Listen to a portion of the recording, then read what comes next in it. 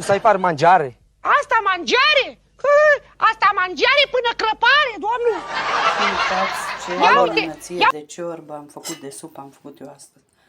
De supă, la ei îi spune sau Rahmsuppe, deci supă de smântână acră. Uitați ce... Deci v-am spus, asta este o delicatese acum în restaurante aici în Austria. O minunăție cu pâine din asta prăjită, pâine, crochete de pâine, e o bunătate. Sper să încercați această rețetă.